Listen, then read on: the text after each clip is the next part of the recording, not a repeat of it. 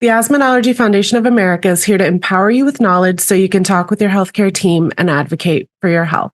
I'm really excited to be here today with Dr. Dave Stukus. He's a pediatric allergist and the social media editor and host of the podcast for the American Academy of Allergy, Asthma, and Immunology. Dr. Stukus, thanks so much for being here with us today. It's my pleasure. Thank you. Dr. Stukus, what can you share with us about what someone can do to make the most out of their appointment with an allergist? So how should they prepare? What should they bring? What conversations should they have? Any advice you can give there? We're going to ask you a lot of questions. So hopefully, you can give us some very specific details in regards to the types of symptoms that you're having or your child's having, the timing of onset, the duration, what treatment you've tried before, what's worked, what hasn't worked, what makes them worse. Because every answer that you give us takes us down a different decision tree in regards to, is this due to allergy or not?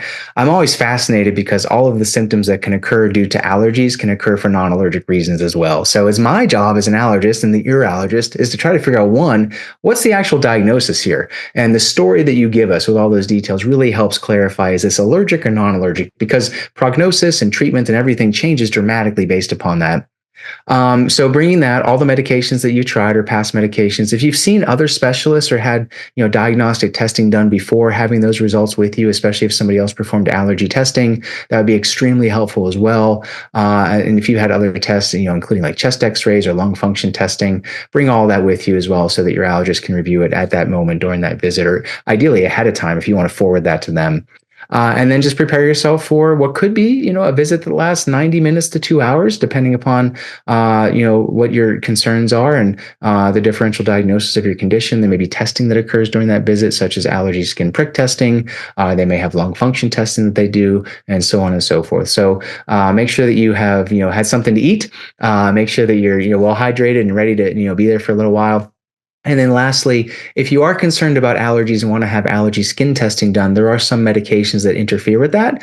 So make sure that you review all the information your allergist office shares with you about what medications you may need to stop, oftentimes about 5 days ahead of time. So most of these are going to be things like oral antihistamines, such as cetirizine or loratadine or fexofenadine and things like that. So I think that should get you covered and bring lots of questions as well. And my personal favorite, some of my colleagues may disagree, if you have questions, write them down. Because it's a long day and it's hard to remember everything that you've been thinking about over the last few weeks or months as you wait for your appointment. So write them down and bring them with you and make sure that you have time to answer all those questions and get them addressed while you're there. I think these are really important tips, especially like you said, asthma and allergies, the symptoms are so similar to a lot of other conditions, or they may be indicative of a lot of other conditions. So it really does help to get the right diagnosis.